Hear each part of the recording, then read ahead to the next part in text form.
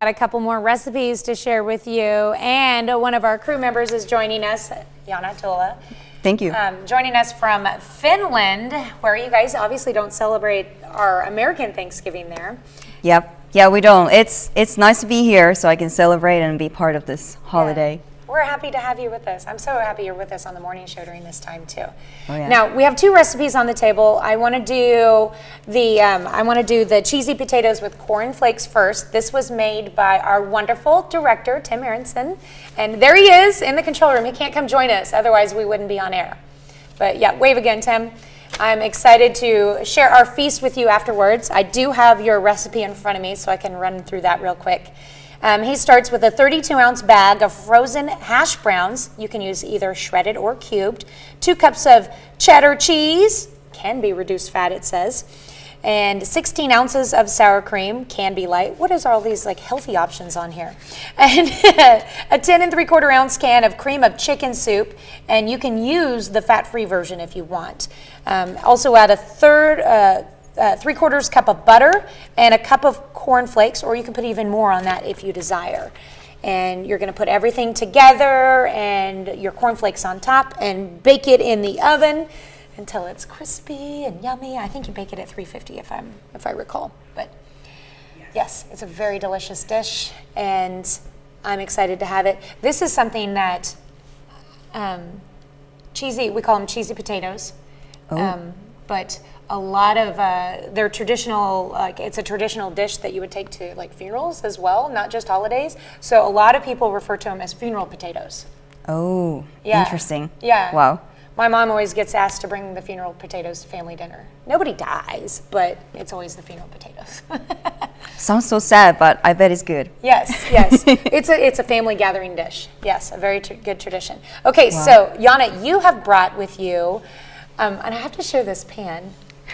I just found out that it is in the shape of Finland, the country.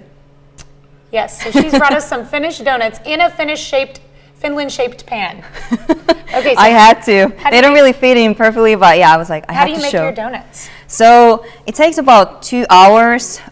The most time it takes when you are increasing the dough under a tablecloth, and then when you are also deep frying, I believe that's how you call it, in the oil. Yeah, so that takes the most of the time. Making the dough is not very hard. My mom used to make this when I was young, and when I came to the States to study about 5 years ago, that's the first time I started to do this by myself, because my mom would always make them. So I was like, okay, now I need to do them by myself. So yeah, the recipe says 2/3 cup of water, but I actually do use milk. I feel like it gives more flavor. Yeah, but you can use water if you don't want to use milk.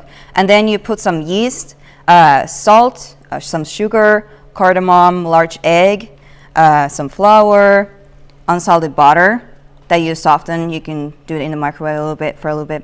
And then some canola oil when you fry them, and sugar that you can see on top of the so donuts. You're frying it in a quart of canola oil. Are you using it in a flat pan or a tall pan? What are you frying it in? Yeah, it's like quite tall, just in case the oil is like spilling a little bit. Mm-hmm. Yeah, because I do have to heat it up, and you need to be careful when you are deep frying, because you don't want to, the oil gets like super watery, so it easily like goes all over if you drop the donuts. So you have to be careful dropping the donuts in so you don't spill it, because I did spill it on my forehead one time, and that was not fun. I bet not. Yeah, I was making these for when I was studying at MSSU.